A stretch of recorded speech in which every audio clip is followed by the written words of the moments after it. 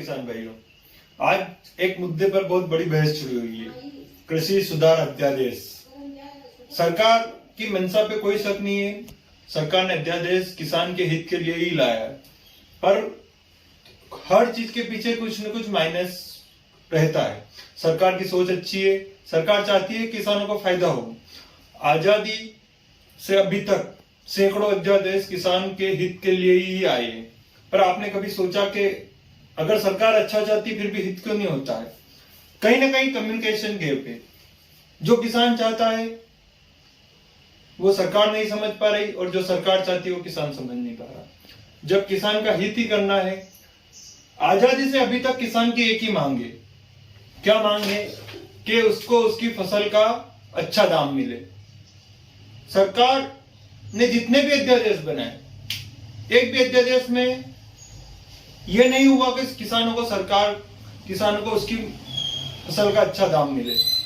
अभी जस्ट 5 दिन पहले माननीय कृषि मंत्री नरेंद्र सिंह जी तोमर से मैं पूछना चाहता हूं, आपका जो अध्यादेश लाए उसी का विरोध आप ही कर रहे हैं। अब कैसे कर रहे हैं मैं उसका उदाहरण देता हूं। सितंबर 15 को आपने जो प्याज 30 रुपए तक 25-30 रुपए किसान को मिलने लगे थे, आपने उस पर निर्यात पे रोक लगा दी। आप उसके 2 दिन बाद ये अध्यादेश लाते, किसान को इस अध्यादेश से अच्छा दाम मिलेगा। आपकी मंशा क्या है?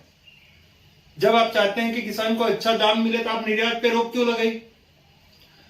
आप भी जानते हैं कि प्याज इतनी आवश्यक वस्तु नहीं है, फिर भी आपने उस पर रोक लगा दी। अब आपका अध्यादेश का 3 उद्देश्य है। किसान पूरे देश में कहीं पर भी फसल बेच सकता है, कॉन्ट्रैक्ट फार्मिंग, और अच्छा दाम मिलेगा। ये तीनों अध्यादेश इन तीनों बिंदु पर टिके हुए हैं। बात मैं करता हूं इसकी कि किसान पूरे देश में कहीं भी फसल बेच सकता है, जहां तक मुझे ज्ञात है और बाकी सब किसानों को भी ज्ञात है। किसानों को पहले भी किसी ने फसल बेचने से मना नहीं किया था, पर एक इसमें सबसे बड़ी बात यह है कि भारत में 3 प्रकार के किसान हैं। 4% बड़े किसान, ठीक है, 12% मिडिल किसान और 60% छोटे किसान।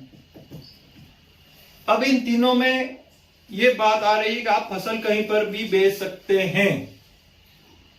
अब फसल कहीं पर भी बेच सकते हैं तो इस बात को समझिए कि जो 60% छोटे किसान हैं, इनके पास 1 एकड़ से लगाकर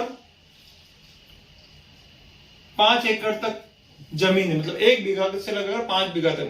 1 बीघा से 5 बीघा वाला किसान, आप कहीं पर भी फसल बेचने की बात कर रहे हैं, वो उसके पास वाली मंडी में भी ले जाता है, क्योंकि उसके पास फसल कम होती है। उसके पास 5 क्विंटल, 10 क्विंटल, 15 क्विंटल फसल होती है, जो वो लोकल मंडी पे भी ले जाता, वहां तक जाने में भी उसको महंगा पड़ता है, तो कहीं पर भी कैसे पहुंचेगा?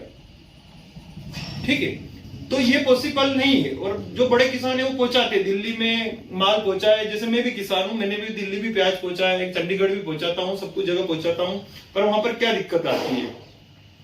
वहां पर यह दिक्कत आती है कि वहां पर अच्छा माल ही पहुंचा सकते हैं। आपका जो खराब माल है, जो हल्का माल है, जो रास्ते में खराब हो जाता है, उसको पहुंचाने में वो खराब हो जाता है, तो वहां पर अच्छा माल ही पहुंचता है। लोकल मंडी में बेचने से ये फायदा होता है, लोकल जो व्यापारी बेचने में ये फायदा होता है, वो अच्छा माल भी लेते हैं और हल्का माल भी लेते हैं। किसान को उसी दिन पैसा मिल जाता है, उसको कोई रिस्क नहीं रहती है। मैं आपको एक छोटा सा उदाहरण देता हूं। आज से 10 साल पहले जिसका काम मैंने किया था, रिलायंस कंपनी एक आई थी, जिसने गांव से प्याज लहसुन खरीदना चालू किया था, जिसमें हमारे गांव में बैठक भी हुई थी, और गांव वालों ने बोला कि मुझे उसने आगे किया गया था कि बोलिए कि हमारे गांव से ये आपका प्रतिनिधि रहेगा और हम इनके द्वारा आपको फसल दे देंगे। ज्यादा नहीं, हमने 1 गाड़ी प्याज भरा था, उन्होंने मंडी के बराबर ही रेट दिया। अब उनमें दिक्कत क्या है? उन्होंने सिर्फ अच्छा माल लिया, हल्का माल लिया ही नहीं। अब उन्होंने सिर्फ अच्छा माल लिया, हल्का माल नहीं लिया, तो हुआ क्या? उन्होंने 1 गाड़ी का अच्छा माल ले लिया, हल्का माल लिया, किसानों के पास बचा सिर्फ हल्का माल। अब हल्का माल कौन वहां मंडी में जाएगा? तो ये जो आप बोल रहे हैं ना, कहीं भी किसान फसल बेच सकता है, वो पहले भी बेच सकता था, आज भी बेच सकता है, इससे कहीं गारंटी नहीं मिलती है कि किसान को अच्छा पैसा मिलेगा। अब इसका उल्टा करते हैं कि व्यापारी बड़ी कंपनियां आकर गांव में डायरेक्ट फसल खरीद लेगी। तो मैंने आपको बताया कि रिलायंस आई थी, उसने खरीदी थी, वो अच्छा माल खरीदती, बुरा माल नहीं खरीदती थी। अब आपका एक इसमें बहुत जोर से बोलते कि एमएसपी प्लस मंडी, इन दोनों पे इस पे कोई प्रभाव नहीं पड़ेगा। मैं बोलता हूं पहली बात तो ये अध्यादेश कुछ काम भी नहीं करेगा, और अगर इसने काम भी किया तो सबसे ज्यादा नुकसान मंडी, एमएसपी और किसान को ही है, किसान को ही है। ठीक है, एमएसपी, मंडी और किसान, इन तीनों को नुकसान कैसे होगा वो मैं बताता हूं आपको। आपने एक उदाहरण देखा होगा, अभी मात्र 10-12 दिन पहले की बात करता हूं। स्विगी का नाम आप सबने सुना है, जो ऑनलाइन खाना ऑर्डर करते हैं लोग, और उसमें डिलीवरी बॉय रहते हैं। डिलीवरी बॉय का क्या करते हैं कि वो खाना एक जगह से दूसरी जगह तक पहुंचाते हैं। स्विगी ने क्या किया कि पहले उनको खाना पहुंचाने के लिए उनको पैसा देती थी 45 रुपए। जो डिलीवरी बॉय थे उनको 45 रुपए दिए, 2 साल उसने 45 रुपए दिए। जब स्विगी को लगा कि आप अपने मार्केट में पांव जम गए हैं, तो उसने अभी हैदराबाद में अभी आंदोलन हुआ था डिलीवरी बॉय द्वारा कि उनका जो मार्जिन था उन्होंने 15 रुपए कर दिया। क्यों कर दिया? उनको पता है कि ये आज मजबूर है हमारे साथ काम करने के लिए, अब इनको 15 रुपए में काम करना पड़ेगा, अब इनको 15 रुपए में काम करना पड़ेगा, अब उनको 15 रुपए में काम उन्होंने मजबूर बना दिया। अब ये प्राइवेटाइजेशन आएगा, अब एमएसपी पे कैसे प्रभाव पड़ेगा उसका मैं बता देता हूं कि एमएसपी पे कैसे प्रभाव पड़ेगा उसका। जो बड़ी कंपनियां आती है, पहली बात मैं अभी से स्पष्ट कर देता हूं, ये अध्यादेश कुछ भी काम नहीं करेगा। अगर मान लो इसमें अध्यादेश ने काम किया भी है तो सबसे ज्यादा इसमें किसानों को नुकसान होगा, एमएसपी पे नुकसान होगा, मंडी पे नुकसान होगा। और कैसे होगा? बड़ी कंपनियां आती है ना, तो वो जो नशा रहता है ना, जो एक नशे में जो फार्मूला लगाया जाता है वही उसी फार्मूले पे काम करती है। अगर मैं व्यापारी होता ना तो मैं भी उसी फार्मूले पे काम करता, क्योंकि मुझे फायदा लेना। मैं अगर बड़ी कंपनी होता तो मैं भी उसी पे काम करता। और वो फार्मूला क्या है? पहले आदत डालो, मतलब अपने अधीन बनाओ, और फिर वापस उनसे फिर पैसा ऐठो। अब कैसा पैसा ऐठेंगे? बड़ी कंपनियां, रिलायंस, मैं नाम नहीं लेना चाहता, पर जो भी बड़ी कंपनियां आएगी पहले क्या करेगी? किसानों को अच्छा दाम देगी, मैं मानता हूं 1-2 रुपए मंडी से, जब छोटे व्यापारी से ज्यादा दे देगी। जब उसको लगेगा कि किसान पूरे अपने अधीन हो गए और जब बड़े व्यापारी को सब फसल बेचने लग जाएंगे तो मंडी में माल कम जाएगा। अब मंडी में माल कम जाएगा तो मंडी में जो व्यापारी बैठे हैं उनकी इनकम कम होगी। तो कुछ व्यापारी हो सकता है कि लंबे समय तक चले और कुछ जो छोटे व्यापारी वो खत्म हो जाएंगे।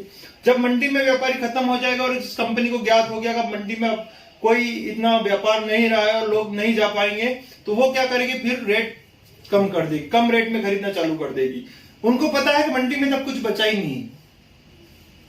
तो वो बड़ी कंपनी का एक फिलोसफी रहती है कि पहले क्या करती है कि आदत डालती है। जैसे मैं आपको उदाहरण देता हूं जियो का। जियो ने मार्केट में कब्जा कैसे किया? इतना सस्ता प्लान लाए कि आपको 1 साल फ्री, 6 महीना फ्री। जब पूरे भारत में हर व्यक्ति के पास जियो हो गया, तब वो अपने जो प्रॉफिट वाला काम वो कर रहे हैं। उन्होंने रेट बढ़ाए, सब किया, वो बढ़े। अब उनको पता है कि वो दूसरी कंपनी में जाने में उनको टाइम लगेगा, दूसरी कंपनी की सिम लेने में उनको टाइम लगेगा। ऐसे कैसे यही फार्मूला यहां पर रहेगा।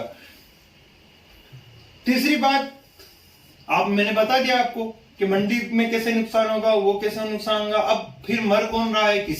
किसान कैसे मर रहा है? जो व्यापारी उसका अच्छा माल, बुरा माल, सब माल 4 क्विंटल, 5 क्विंटल, 1 क्विंटल, जब जितना भी माल लेता था वो सब ले लेता। अब वो व्यापारी नहीं बचा। जब व्यापारी मर गया तो व्यापार तो उनको मजबूरी में देना पड़ेगा।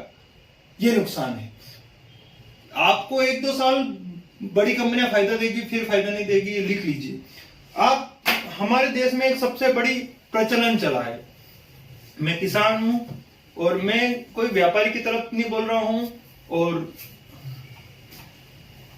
न ही सरकार के खिलाफ बोल रहा हूं। मैं खुद, आपको पता ही है, मुझे जानते हैं, भारतीय जनता पार्टी के कार्यकर्ता हूं और आगे भी भारतीय जनता पार्टी के समर्थन। तो कांग्रेस के समर्थन में बोल रहा हूँ ना किसी पार्टी के और ना भारतीय जनता पार्टी के खिलाफ, एक किसान होते के नाते बोल रहा हूँ। नरेंद्र मोदी जी अच्छे प्रधानमंत्री, पर उन तक बात अच्छी, जो उनको जो जानकारी देते हैं कि किसान को कैसे फायदा होगा, शायद मुझे लगता है कि हम किसान लोग बड़े नेता उन तक बात नहीं पहुंचा पाए। मैं कभी सरकार की इच्छा शक्ति पे